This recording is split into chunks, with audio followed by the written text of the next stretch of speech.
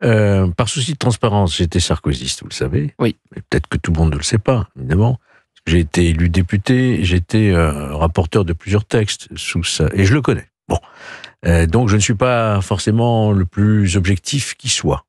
Mais je voudrais rajouter que ce que je vais vous dire, je le dirais de la même manière s'il s'agissait d'un adversaire politique. Très bien. Parce que moi, je suis attaché à une certaine éthique, je dirais, et des principes qui fondent notre justice. C'est-à-dire une justice qui respecte deux grands principes au moins. C'est la preuve est à la charge de l'accusation, n'est-ce pas? Et le deuxième principe, le doute doit profiter au prévenu à l'accusé. D'accord? Ici, ce que l'on constate, autrement on n'en parlerait pas. Vous avez raison, c'est vous-même, Gauthier, qui avez fait cette réflexion une fois. Si la certitude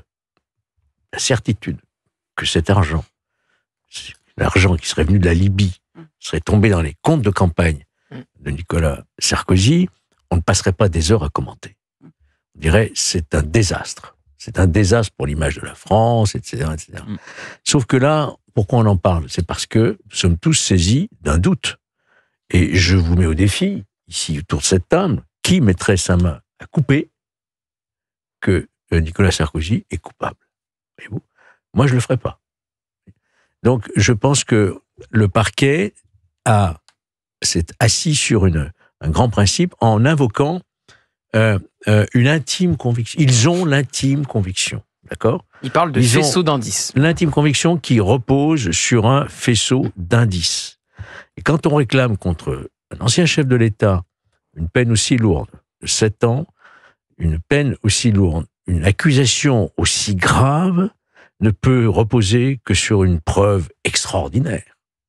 Et là, nous n'avons pas de preuves évidentes, de preuves qui ne laissent aucun nombre de doutes sur cette question. On n'a pas l'argent. Ils n'ont pas trouvé. On n'a pas trouvé. Alors que l'argent s'est retrouvé dans la poche de Nicolas Sarkozy. Non, il y a des indices, d'ailleurs, c'est vrai qu'il y a eu des rencontres par certains entourages qui étaient Brice Hortefeux et d'autres, avec Senoussi, notamment le beau-frère de Kadhafi, qui a versé de l'argent à Ziad Takieddine sur un compte. Oui, mais on ne sait pas si l'argent du compte de Ziad Takieddine a bénéficié à Nicolas Sarkozy. Il n'y a aucune preuve de cela. Et j'ajoute tout de suite pour Brice Hortefeux, il dit: j'ai été piégé dans cette rencontre parce qu'on le soupçonne d'avoir remis le numéro de compte sur lequel.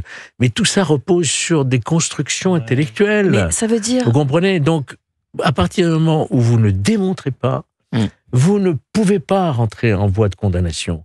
Après l'appel, c'est un deuxième sujet. Le doute ne bénéficierait plus à l'accusé. Le doute ne bénéficierait plus à l'accusé. Et ça, le doute, moi je cite souvent l'adage romain, parce que c'est le droit romain, in dubio pro reo. Le doute doit profiter au prévenu, à l'accusé.